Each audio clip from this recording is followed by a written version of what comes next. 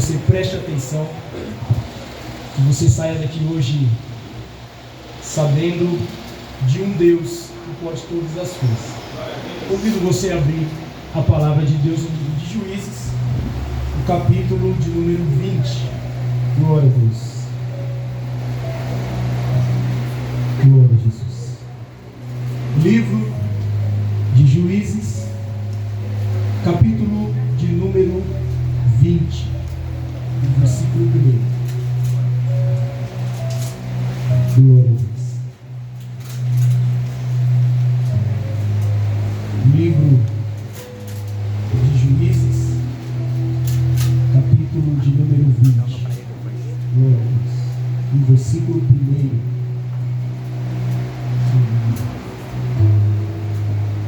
Amém? Amém. Versículo 1 nos diz assim: Saíram todos os filhos de Israel, e a congregação se ajuntou perante o Senhor em Mispa, como se fora um só homem, desde Dan até Berseba, como também a terra de Gileade. Os príncipes de todo o povo e todas as tribos de Israel se apresentaram na congregação do povo de Deus. Havia 400.000 homens de pé que puxavam a espada. Ouviram os filhos de Benjamim que os filhos de Israel haviam subido a Mispa. Disseram os filhos de Israel: Contai-nos como sucedeu esta maldade. Então respondeu o homem levita, marido da mulher que fora morta, e disse: Cheguei com a minha concubina a Gibeá, cidade de Benjamim, para passar a noite.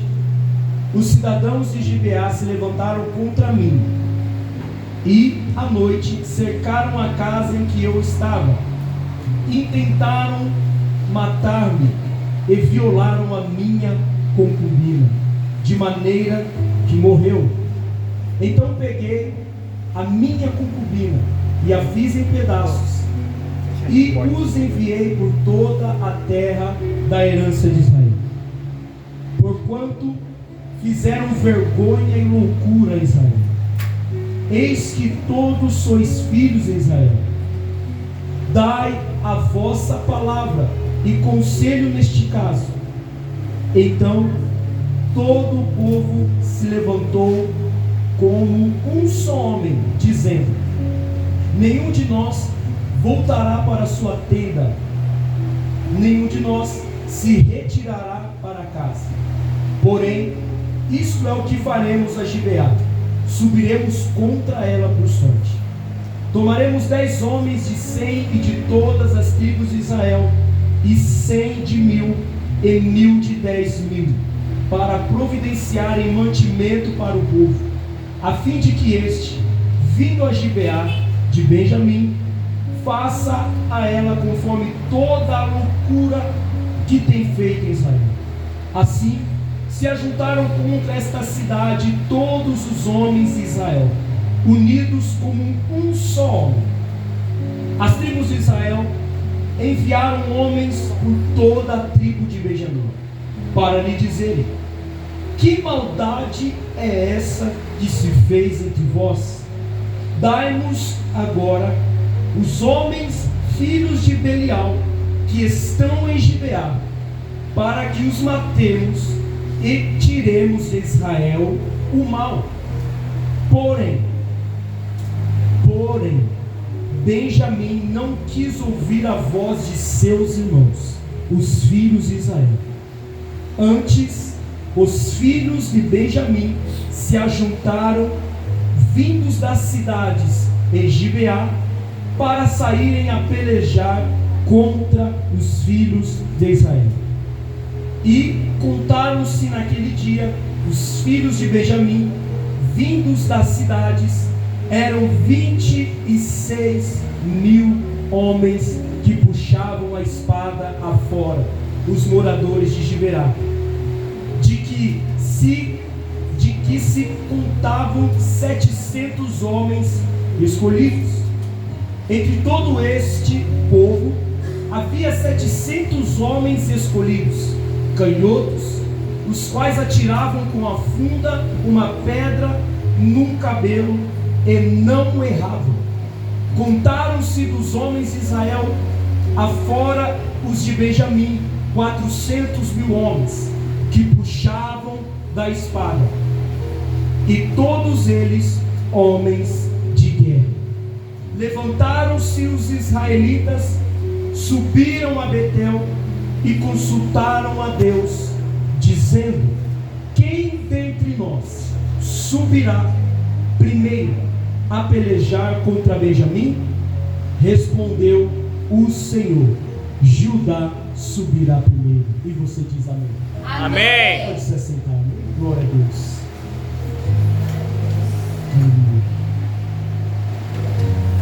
Nós estamos diante de uma história, um registro histórico de Israel, e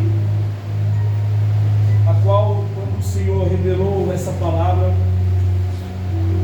confesso para os irmãos que eu fiquei um pouco pasmado sobre acerca do que o Senhor começou a falar, e pedindo perdão para Deus, misericórdia, o Senhor, Ele revela a sua palavra sobre nossas vidas. E antes de ministrarmos a palavra para alguém, a palavra veio para nós, porque diz a palavra que a palavra ela é como uma espada de dois gumes.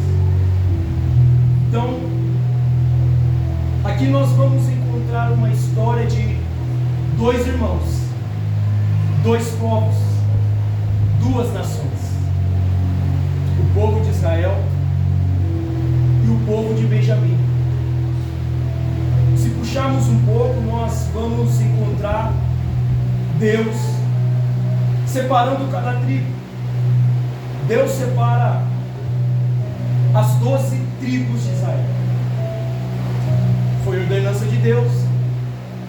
E para quem não conhece ou para quem já leu, cada tribo está no seu devido lugar. Tribo de Benjamim, tribo de Ruben, tribo de Gade, tribo de Aser, tribo de Naftali, tribo de Zebulon, tribo de Levi, tribo de Judá, e assim sucessivamente. Só que o que nós acabamos de ler aqui nesses pequenos versículos, nós vamos começar a ler mais à frente que houve uma peleja entre irmãos por conta de um ato que aconteceu no meio do arraial. E esse ato, ele é um assassinato. E como aconteceu esse assassinato? A Bíblia diz que em Juízes, no capítulo 19, que chegou um levita com a sua concubina, com a sua mulher. Estavam vindo de viagem, decidiram passar a noite em um lugar, numa casa. Diz a palavra que ali foram recebidos por um homem, deixou entrar em sua casa. E diz a palavra que à noite homens de Gibeá foram contra aquela casa e queriam matar aquele homem, queria ter relações com ele. Só que o homem, o dono da casa, não permitiu que o povo de Gibeá, que estava em Benjamim, fizesse tal ato. Diz a Bíblia que agora eles, com tanta sede, com tanta vontade, eles pegaram, violaram a sua concubina, ou em outras traduções, molestaram ela a noite inteira até ela morrer. Aqui você encontra o primeiro assassinato, ou um dos assassinatos, porque o primeiro assassinato foi quando Caim matou o seu próprio irmão Abel. Só que aqui nós vamos encontrar um assassinato mais, aleluia, uma história, um assassinato mais terrível. Ou uma palavra com a qual muitos não gostam de ouvir, de molestar uma pessoa. E esses homens fizeram isso com essa concubina a noite inteira, até ao amanhecer, e ela veio a morrer. E esses homens estavam instalados na cidade de Benjamim. Depois que eles cometeram o ato do assassinato, voltaram para a cidade. E diz a palavra, em Juízes capítulo 20, que agora o levita foi atrás de justiça. Chegou essa história sobre os anciões de Israel. E quando chegou a história, o levita agora contou a eles como sucedera. E ele disse que veio homens de Gibeá e violaram a minha concubina. E diz a palavra que o levita agora, ele pegou a sua concubina já morta, cortou em pedaços e enviou para povos vizinhos, para que eles soubessem do ato que tinha acontecido. Mas talvez vocês vão pensar, mas que história terrível. Os homens mataram ela e o levita cortou em pedaços. Mas ele fez isso por causa de justiça. Porque outrora, se ele não fizesse isso, a cidade não iria saber de um ato de assassinato. Se ele não cortasse a sua concubina e enviasse as multidões e não ficasse sabendo do terrível acontecido, ninguém ia saber. Ia ser um pecado encoberto. Mas diz a palavra a qual nós acabamos de ler, que os homens de Israel se juntaram e viram essa história, esse ato repugnante. E eles descobriram que foram homens de Gibeá que estavam instalados em Benjamim. E se você pegou o começo da mensagem, o Senhor separou cada tribo. E todas as tribos são irmãos. Agora começa um ato de rebelião. Pregador, por quê? Porque quando o povo de Israel, os homens de Israel, enviou homens até Benjamim para questionarem sobre o ato que havia acontecido, os benjamitas não deram atenção para os homens de Israel. A ordem dos homens de Israel era: chamem os homens que cometeram tal ato, porque nós queremos eles aqui agora, porque tem que ser tirado do meio de vós essa violação. Aleluia. E o que aconteceu com o povo de Benjamim? O povo de Benjamim não deu ouvidos. Pelo contrário, eles acobertaram os homens de Gibeá. E, pasmem senhoras e senhores, eles puxaram a espada e começou a guerra entre irmãos. E diz a palavra agora que os homens de Israel, puxando a espada, vendo que os benjamitas iriam contra eles, diz a palavra que o povo de Israel consultou ao Senhor, a qual o versículo que nós acabamos de ler, que o povo de Israel se virou para o Senhor e disse: Senhor, quem subirá primeiro para lutar contra os nossos irmãos? Olha a expressão da Bíblia: quem subirá para lutar contra os nossos irmãos benjamitas? E o Senhor respondeu: a tribo de Judá vai subir primeiro. Aleluia. E diz a palavra agora que eles subiram até o lugar da batalha. E chegando lá, começou a guerra. A guerra entre Israel e Benjamim. Um fato interessante é: se fosse uma guerra, Lucas, contra os amorreus, a guerra seria válida. Se fosse uma guerra contra povos estrangeiros, a guerra seria válida, porque é um ato um ato de justiça. Se a guerra fosse contra os filisteus, os amorreus e assim por diante, a guerra seria válida. Mas agora, quando você se depara com uma guerra entre irmãos, não é normal.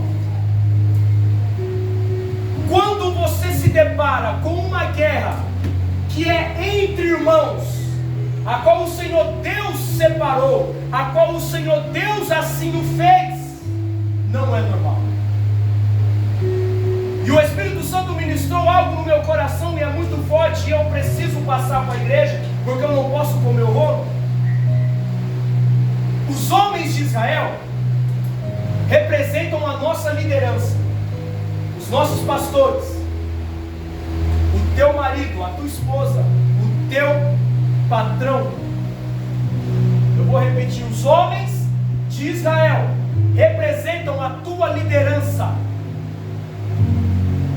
A espada representa a palavra, e os homens benjamitas representa eu e você, que não quer ouvir a repreensão da tua liderança. Os homens benjamitas representa eu e você, que não quer ouvir a repreensão dos seus próprios irmãos. E a palavra do Senhor para nós é esta: até quando nós iremos bater de frente com a nossa liderança? Até quando você vai bater de frente com o teu pastor? Até quando você vai bater de frente com o teu marido? Até quando você vai bater de frente com a tua esposa? Até quando você vai bater de frente com a tua mãe, com o teu pai, com o teu patrão? Sendo que a liderança foi composta por Deus para te abençoar e para te colocar na linha. Aleluia, aleluia. Tem alguém entendendo a palavra do Senhor aqui nessa noite? Glória a Deus. Deus está dizendo através da sua palavra: a briga não é entre irmãos, mas a briga é contra Satanás, o nosso adversário, que anda em nosso derredor, rugindo como um leão, a quem possa tragar. Só que o que está acontecendo no século 21 e o que está acontecendo nos dias de hoje é que está havendo guerra entre líderes, entre irmãos, entre pastores, e é uma guerra que não se acaba, porque você diz: eu não gosto de ouvir repreensão, eu não gosto quando alguém me julga, eu não gosto quando alguém me repreende. Ei, se Deus colocou liderança, aceita, e se a liderança está para te corrigir, meu irmão, é porque tem alguma coisa está errada. Oh, aleluia. Se Deus colocou liderança sobre o povo, por que não obedecer? Por que desobedecer? Se a liderança, como a palavra já foi falada aqui, a palavra diz, aleluia, que o povo de Israel puxou a espada, e o que o Espírito Santo está dizendo, que quando o povo de Israel puxa a espada, é a palavra. Ei, quando a liderança chega para corrigir você, você não aceita, você bate de frente. Oh, aleluia. E deixa eu te dizer uma coisa: bater de frente com a tua liderança não resolve nada. Bater de frente contra o teu irmão, contra o teu pai, contra a tua irmã, jovens, bater de frente com o teu patrão não resolve nada. E até quando vamos brigar entre irmãos? E num caso como esse, já que nós estamos em família aqui, nós temos aqui os nossos pastores, nós temos aqui o líder do grupo de jovens, temos aqui o líder do grupo de crianças, temos aqui o líder do grupo do juvenil. E a pergunta é: onde está a obediência? Sendo que os líderes que foram constituídos na terra, eles estão debaixo de uma autoridade. E deixa eu te dizer um detalhe: a autoridade não vem de homens, a autoridade vem de Deus. E Deus constituiu pastores, líderes, médicos, doutores, a qual são respeitados por toda a terra. E tem muita gente se levantando contra a liderança, e Deus está dizendo: não adianta você se levantar contra a liderança, porque a partir do momento que você se levanta, você está se levantando contra o próprio Deus. E deixa eu te dizer um detalhe que o Espírito Santo acabou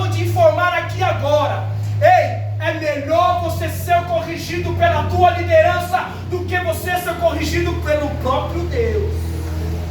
Porque, meu irmão, quando Deus se levanta para corrigir, porque se bater de frente com o teu marido, com a tua esposa, aleluia, se você bater de frente com o teu pastor, com os líderes constituídos por Deus, imagine com o próprio Deus. Aí vem comigo para a Bíblia. Jesus escreve nos evangelhos que ele começa agora a fazer as suas ordenanças. E qual foi a ordenança de Deus? Ai de vós, escribas, ai de vós, fariseus, ai de vós. E diz a Bíblia que os ais do Senhor vão acontecer. Você já parou para prestar atenção na palavra ai? É uma expressão de dor, é uma expressão que dói. Quando você se machuca, dói bastante. Quando você faz uma ferida no seu corpo, dói bastante. Imagine quando é a repreensão de Deus. E aí Deus começa a falar, Deus começa a julgar, Deus começa a falar do que foi feito, que você fez. Aí você diz: ai, Senhor, está doendo. Ai, Senhor, está doendo. Ei, é melhor você ouvir a tua liderança. E essa palavra, irmãos, veio para mim também, porque muitas das vezes nós temos batido de frente com a nossa liderança. Jovens, mocidade, não bata de frente com a tua liderança, porque eles estão aqui para ensinar vocês debaixo da autoridade de Deus. Ei, homens e mulheres, somos todos adultos aqui. Não bata de frente com seus pastores, porque eles são lideranças constituídas por Deus. E todas as vezes que nós batemos de frente, estamos indo contra o próprio Deus. E diz a palavra do Senhor que eles começaram uma luta. E agora os homens de Benjamim puxaram a espada e começaram a ferir os homens de Israel. E diz a palavra que eles feriram 30 homens de Israel. E diz a palavra do Senhor que quando os benjamitas venceram pela primeira vez, o povo de Israel foi ferido, parte do povo. Aí o povo de Israel volta da batalha. E o que o povo de Israel fez? Eles foram, ajoelharam diante de Deus, chorando. Olha a expressão da palavra de Deus, está escrito: chorando diante de Deus no altar, e disseram: Senhor, atacaremos os nossos irmãos novamente? Chorando eles disseram: Senhor, atacaremos os nossos irmãos benjamitas novamente? E o Senhor disse: volta contra eles. E eles voltaram pela segunda vez, com a mesma ordem, com a mesma linha de batalha. E foram os benjamitas novamente. E diz a palavra que os benjamitas de novo feriram o povo de Israel. Mais metade do povo de Israel foi morto. Olha para você ver uma expressão de uma batalha entre irmãos. Então diz a palavra que eles voltaram da batalha novamente. E o povo de Israel fez diferente. Oh, aleluia. Eles foram até o altar, choraram novamente. E diz a palavra que agora eles foram, aleluia, até a presença dos sacerdotes, a qual diz a Bíblia que a arca da aliança estava lá. E diz a palavra do Senhor que Finéias, filho de Eleazar, estava oficializando o sacerdócio. E eles choraram de novo e disseram: Senhor, atacaremos os nossos irmãos novamente. Meu Deus. Sabe o que o Espírito Santo está dizendo para nós? É quando a tua liderança chega para falar com você, é quando o teu pastor chega para falar com você, é quando o teu pai e a tua mãe chega para falar com você e você não quer ouvir. É quando, aleluia, a liderança chega para te ensinar, te corrigir, e você não quer ouvir, você quer bater de frente, você quer questionar, você quer bater boca. E aí você quer bater de frente com o teu pastor, quer bater de frente com a tua liderança. eu não quero. Principalmente a mocidade, qual nós estamos vivendo no mundo de hoje. É tanta coisa, irmão, que nós estamos vivendo aí. Hoje aí nós tivemos uma notícia de que um adolescente foi na escola e matou a própria professora, começou a matar os alunos. E isso é normal? Eu pergunto para vocês. É normal uma coisa dessa? Não é normal. Está desrespeitando uma liderança, um professor, uma liderança. E diz a palavra que eles choraram. Ei, você sabe o preço que a tua liderança paga pela tua vida? O que nós estamos fazendo aqui, Igreja do Senhor, é realidade.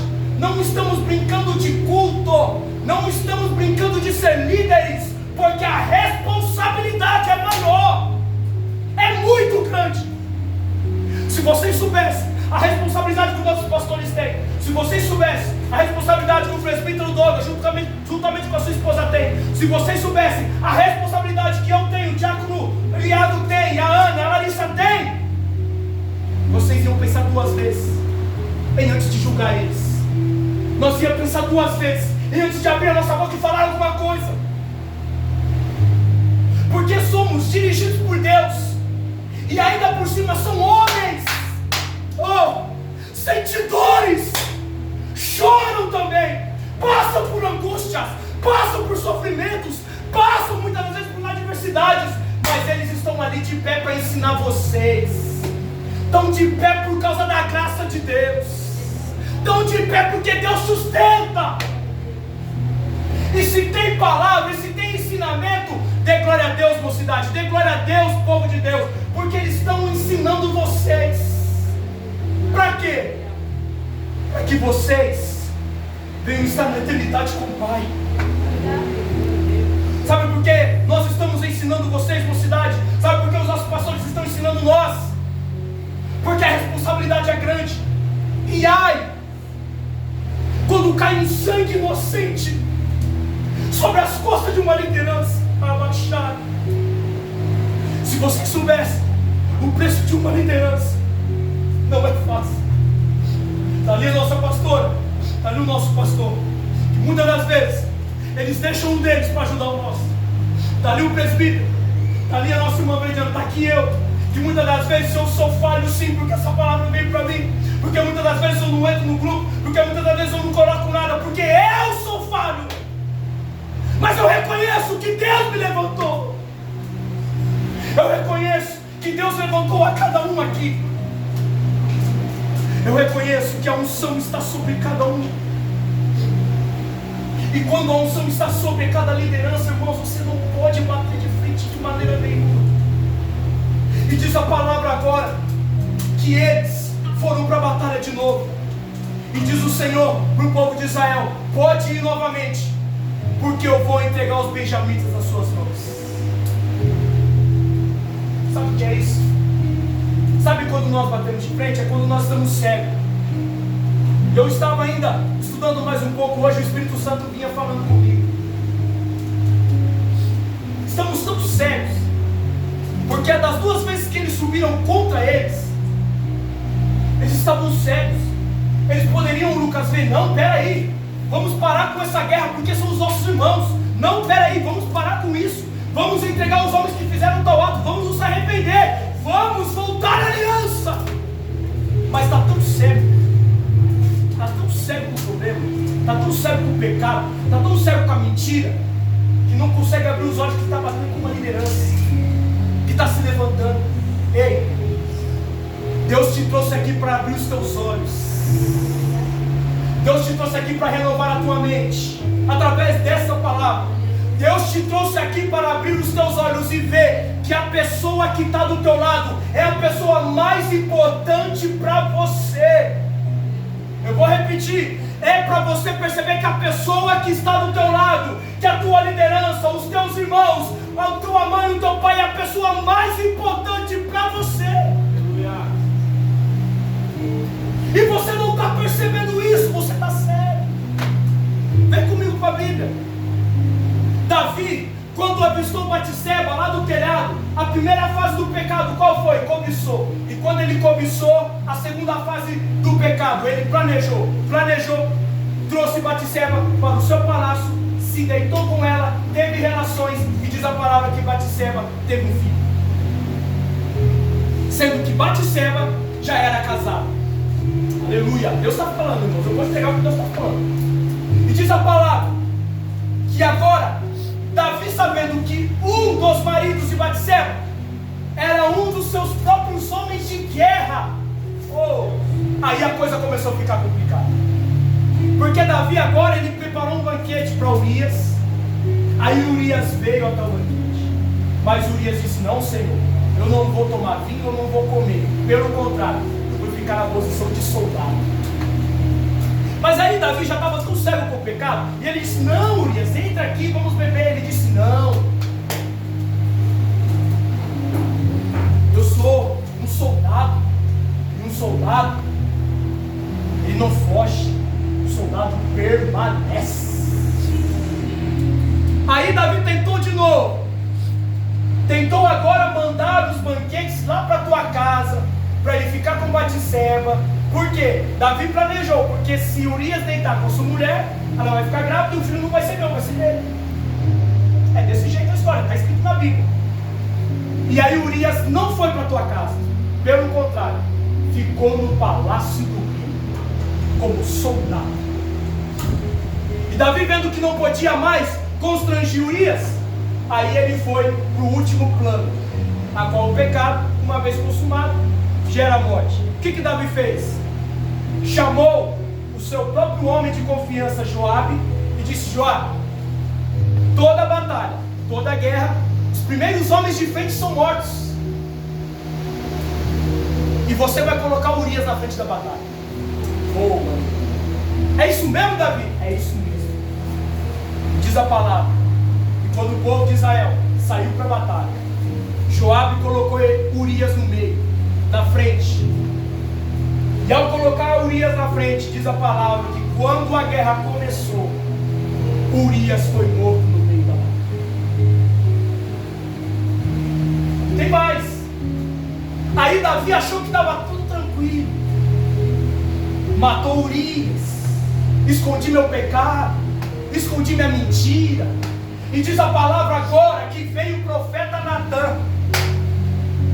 E quando o profeta chegou, Davi já estava cego com o pecado, Davi já estava tudo descontrolado. Aí veio o profeta com uma simples parábola. Davi, eu tenho que contar algo para você, uma parábola. Vamos lá, senta aqui. Tinha um homem que tinha várias ovelhas, e tinha um outro servo que tinha só uma ovelha. Aí o homem que tinha várias ovelhas, ele foi lá e catou a ovelha de um só homem, pegou e tomou para si, sendo que ele já tinha as suas ovelhas. Aí quando você percebe que uma pessoa está tão cega com a mentira, com o engano, com o ódio, com o pecado, Davi se levantou e disse: quem é esse homem? Que eu vou lá e vou matar ele. Aí Natã, o profeta, olhou para ele e disse: esse homem és tu, Davi. Deus. Até quando você vai continuar nessa mentira? Até quando você vai continuar com esse ódio? Até quando você vai continuar com essa raiva? Sendo que Deus te trouxe aqui para te dizer: ei, o arrependimento é o acesso para o céu. Aleluia! Deixa eu te dizer algo que Deus falou ao meu coração. O pecado te tira a força, o pecado tira a tua humanidade, o pecado te afasta de Deus. Mas quando você se arrepende verdadeiramente, o céu está pronto para te perdoar. Aleluia, Jesus! O arrependimento restaura a força, restaura o amor, restaura o brilho, restaura a humanidade. Deixa eu liberar o que Deus falou. Aleluia! Quando o pecado está instalado no meio do teu coração, nós perdemos a cidadania do céu. Que é isso, pregador? Quando o pecado está instalado no meu coração, eu estou cheio de ódio, de mentira, de amargura, de engano, o pecado me tira a cidadania do céu. Mas o arrependimento, irmãos, te registra no céu novamente. Deus está aqui nesta noite, está dizendo: o caminho é arrependimento. Diga para alguém que está do teu lado: arrependimento.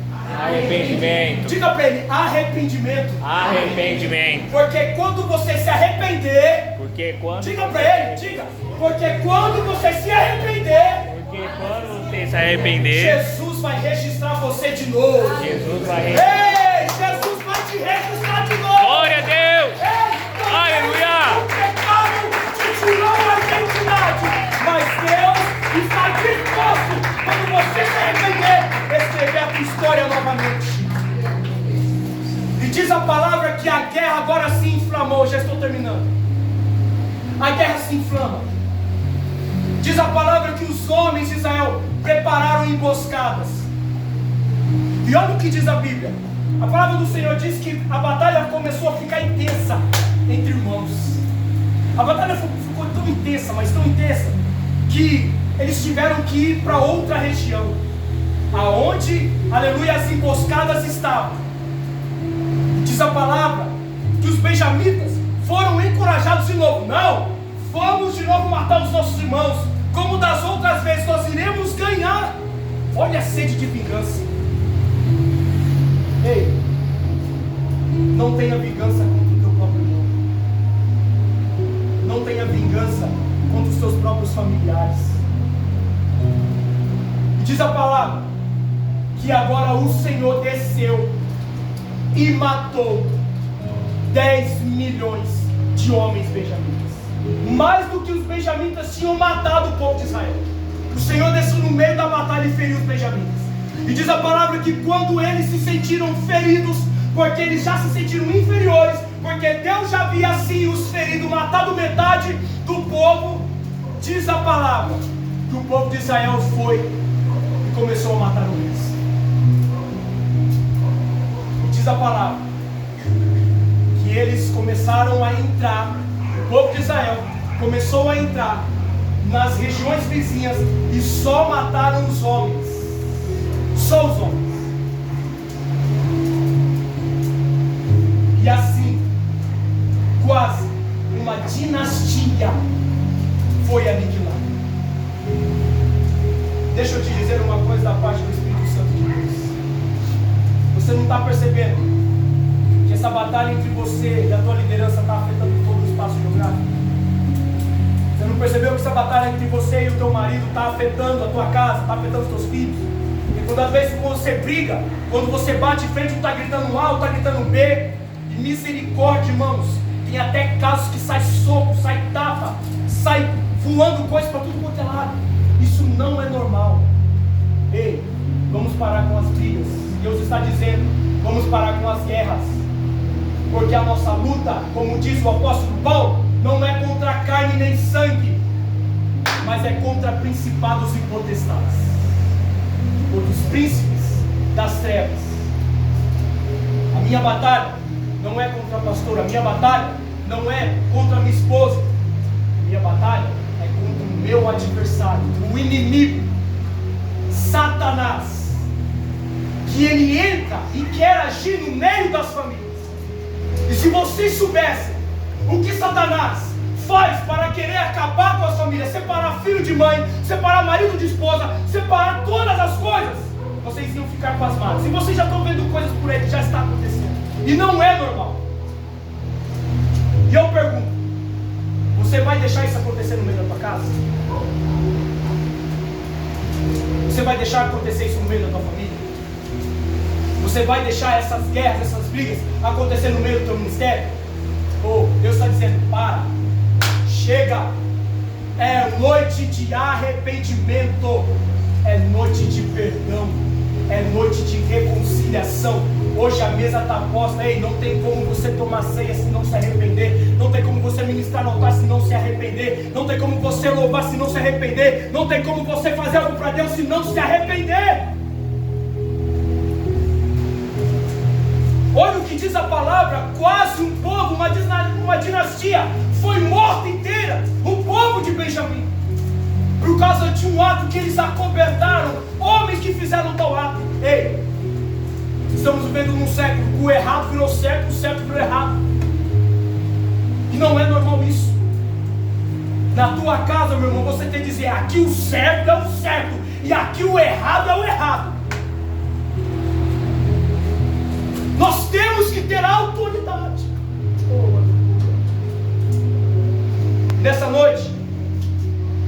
Já passando para a ceia do Senhor, antes de nós passarmos, eu queria que vocês se colocassem de pé. Eu queria convidar aqui à frente nossa pastora Liso. É por determinação de Deus, irmãos. O Douglas, a Veritiana aqui à frente. Quem puder tomar conta das crianças, gostaria de convidar a Larissa, a Ana, o Iago aqui à frente.